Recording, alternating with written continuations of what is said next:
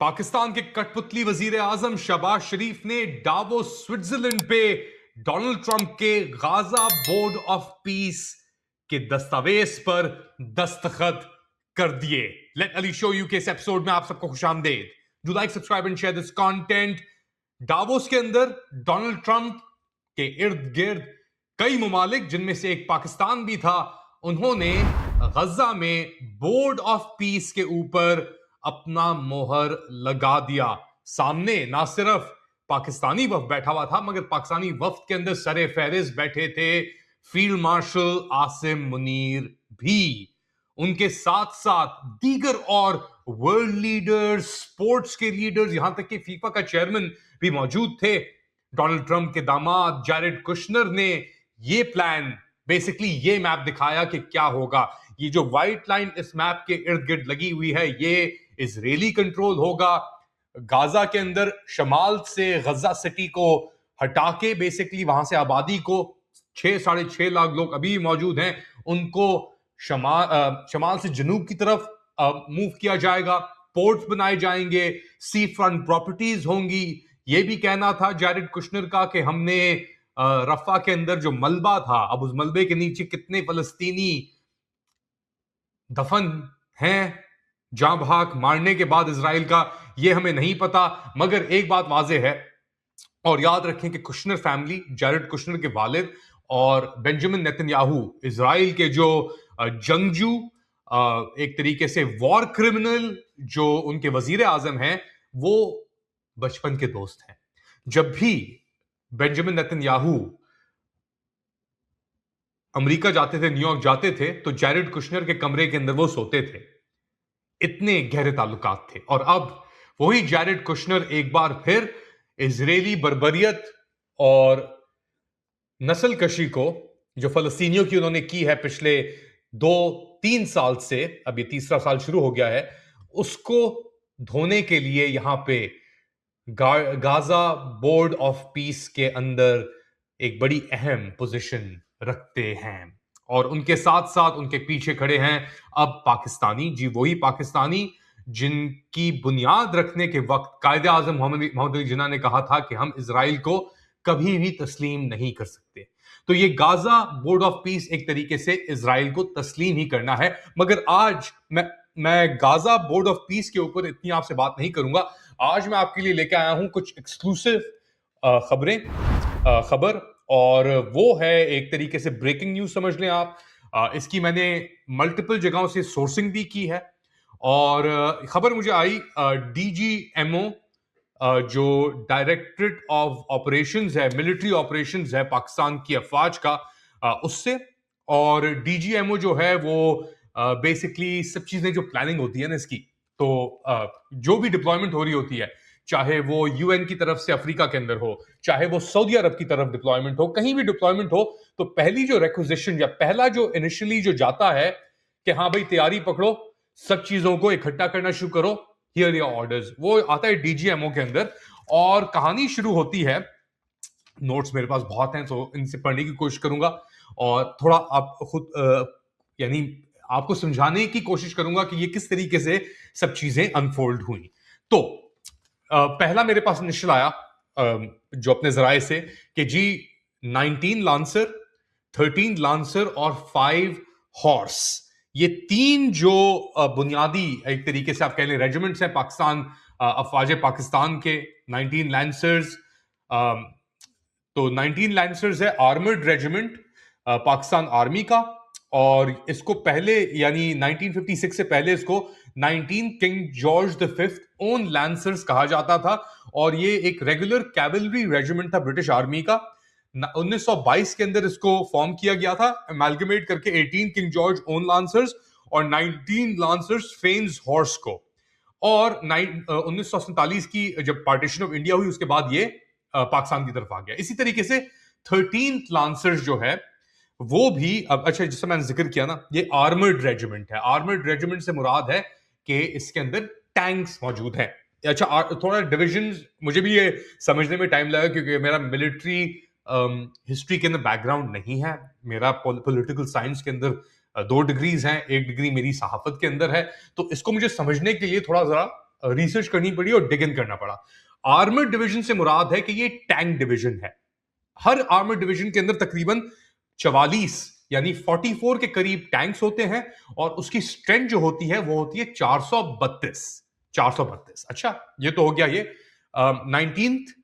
फिर आया मुझे 13th लांसर्स का की इतलाई के 19th लांसर्स हैं और फिर 13th लांसर्स हैं। ये भी एक ब्रिटिश एरा टैंक ये आर्मर्ड रेजिमेंट है पाकिस्तान आर्मी का और ये 1923 के अंदर इसको बनाया गया था और इसका नाम उस वक्त था 13th Duke of Connaught's Own Lancers और इसके भी 1947 के बाद पाकिस्तान में मिला था। तो ये और आखिर में एक और मुझे इतला आई 5 हॉर्स पाकिस्तान आर्मी। तो 5 हॉर्स क्या है? ये भी ब्रिटिश एरा का एक डिवीजन था। इसको 1921 में बनाया गया था।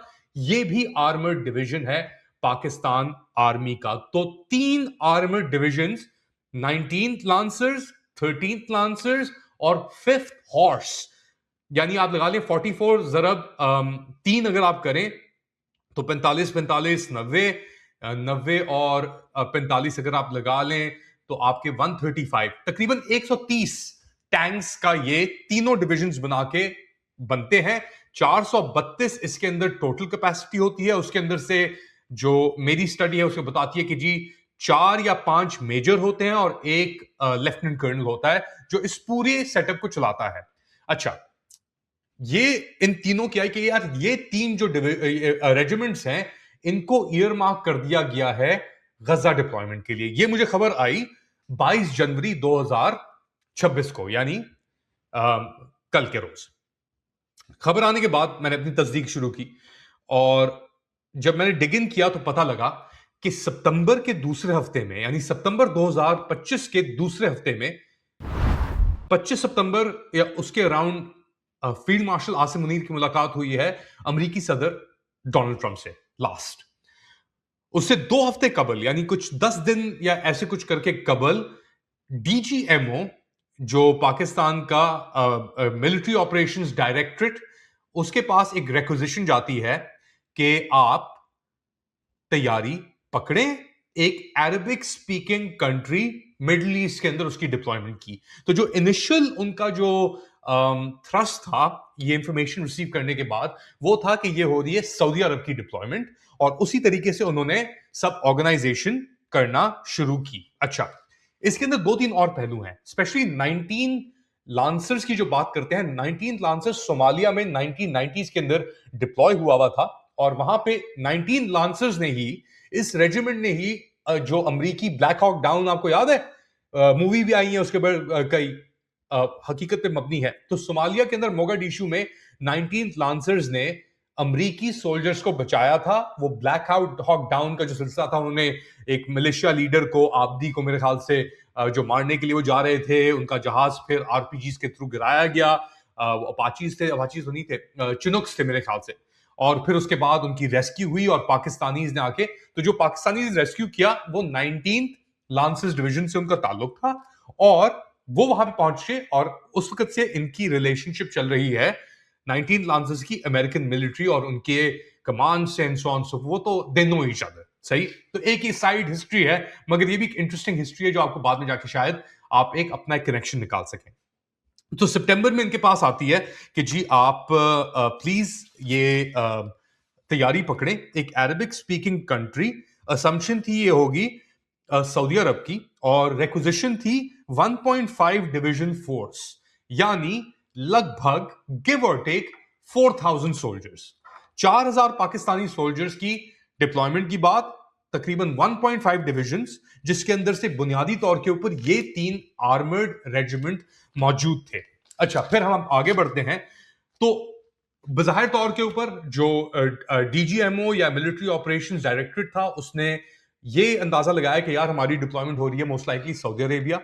अब सऊदी डिप्लॉयमेंट के अंदर आपके पास ट्रांसलेटर्स भी होते हैं, उनकी भी बात होती है और बेसिकली एक आर्मर्ड हैवी डिवीजन की डिप्लॉयमेंट होने वाली है, आर्मर्ड हैवी प्रेजेंस की डिप्लॉयमेंट होने वाली है most likely Saudi Arabia second week of सितंबर में, कुछ हफ्ते पहले फील्ड मार्शल आसिम मुनीर और डोनाल्ड ट्रंप की मुलाकात के बाद। अच्छा, उसके अंदर फिर और चीजें सामने आना शुरू हुई कि बेसिकली 4 इन्फेंट्री डिवीजन, अगर 1.5 डिवीजन फोर्स की रिक्विजिशन थी सऊदी के लिए, तो उसके अंदर क्या क्या इंक्लूडेड है? बजाहिर तौर के ऊपर तो 19 लांसेस इंक्लूडेड हैं, 13 लांसर्स इंक्लूडेड हैं जो आर्मर्ड रेजिमेंट्स हैं, और 5 हॉर्स इंक्लूडेड है जो आर्मर्ड रेजिमेंट है। इसकी स्ट्रेंथ है अराउंड 432 ईच। अच्छा, अब हम ये जब बात करते हैं डिविजन्स की और रेजिमेंट्स की, तो ऑब्वियसली इनकी स्ट्रेंथ बहुत ज्यादा भी हो सकती है, क्योंकि इसके साथ साथ रिजर्व्स भी अटैच्ड हैं कि अगर कोई बंदा फॉर सम रीजन उसकी तबीयत खराब हो गई, उसकी क्लियरेंस नहीं आई and so on so forth, तो रिजर्व उसको फिल इन करने के लिए मौजूद होगा। ये किसके अंदर कैवियाट है अपेरेंटली। मगर 1.5 डिविजन फोर्स अगर सऊदी अरब के लिए डिप्लॉय की जो उसने तैयारियां शुरू की डीजीएमओ ने, मिलिट्री ऑपरेशंस डायरेक्टरेट ने, तो उसके अंदर फिर क्या क्या शामिल हुआ 4 infantry, 6 frontier force regiment, 1 EME detachment which is electronic mechanized engineering detachment, एक signal company, 14 NLI north light infantry, northern light infantry, 37 FF, 1 आजाद कश्मीर रेजिमेंट, एक आर्टिलरी का रेजिमेंट। अच्छा, इनकी जो ये इन्फेंट्री रेजिमेंट्स होते हैं अपेरेंटली इनकी स्ट्रेंथ होती है तकरीबन 800। तो अगर आप आर्मर्ड रेजिमेंट से कंपेयर करें इनको, आर्मर्ड रेजिमेंट्स के अंदर क्योंकि टैंक्स और हैवी इक्विपमेंट इस्तेमाल होती है, तो उनकी स्ट्रेंथ होती है कम, दैट्स अराउंड 432। और जो इन्फेंट्री रेजिमेंट्स होते हैं इनकी होती है स्ट्रेंथ अराउंड 800 और समवेयर अराउंड देयर।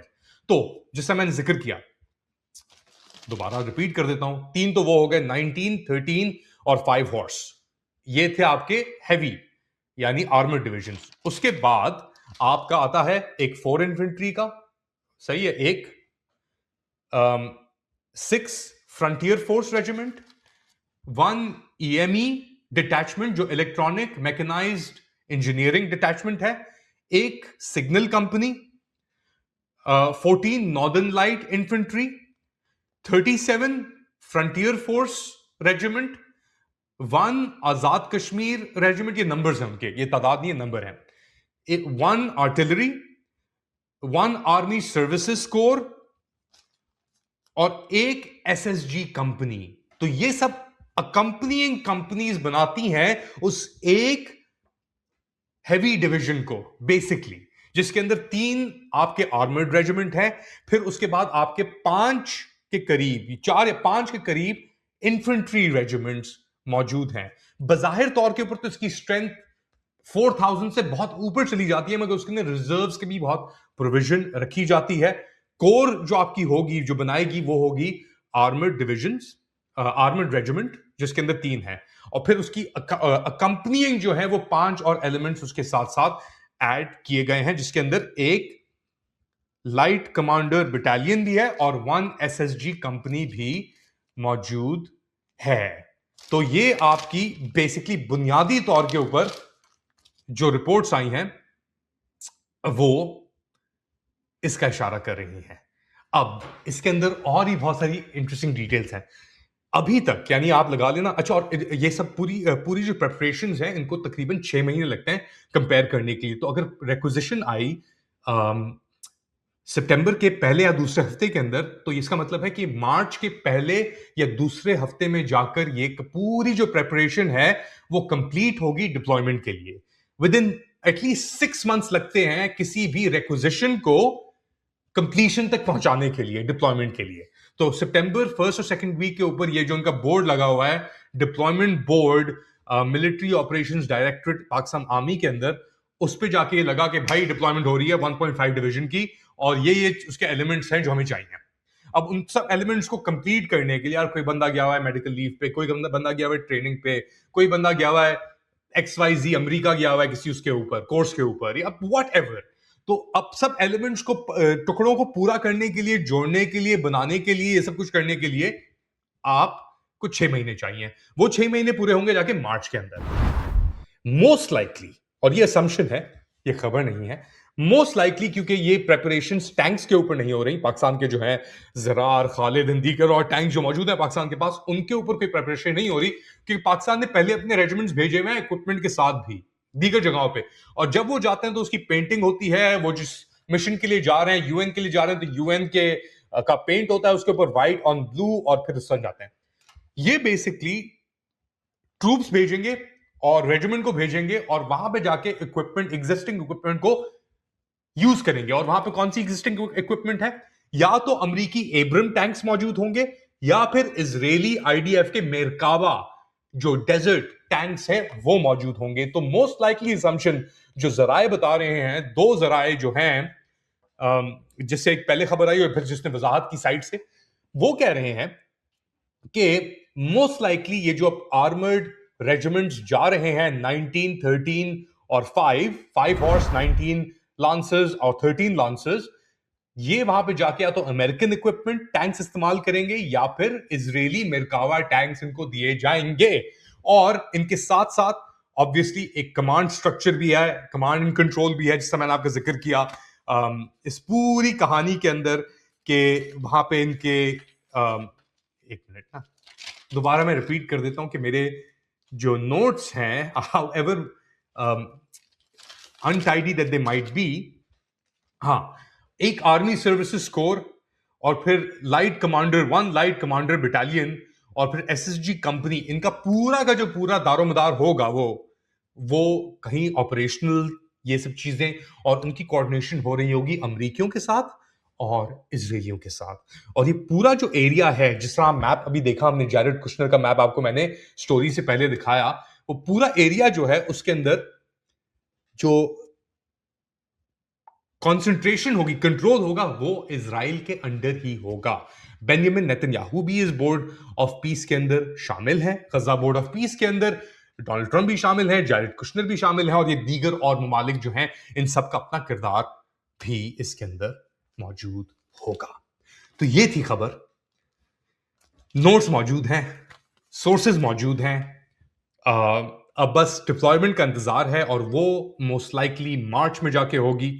मगर कहानी शुरू कहां से हुई, फिर इवॉल्व कैसे हुई, और अब आपके सामने मैं ये जो फैक्ट्स पेश कर रहा हूं, फैक्ट्स मेरी तरफ से फैक्ट्स, क्योंकि इन जराओं के ऊपर मैं मुझे बहुत एतमाद है, क्योंकि अभी ऑनलाइन मैंने ऑनलाइन एक एक्स के पोस्ट के ऊपर सिर्फ यही की थी कि भाई ईयर मार्क किया गया है 19 लांसर्स को, 13 लांसर्स को और 5 हॉर्स को। और उसके बाद जो जिस तरीके से ट्रोल ब्रिगेड आके जिसने अटैक करना शुरू किए हैं इसके ऊपर, तो एक बात वाजे नजर आ रही है कि वाकई में इस बात के अंदर वजाहत है।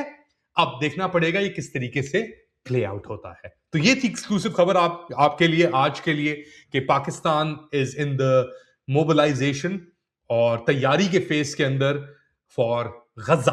आप लोग क्या समझते हैं, बताएं मुझे कमेंट सेक्शन के अंदर।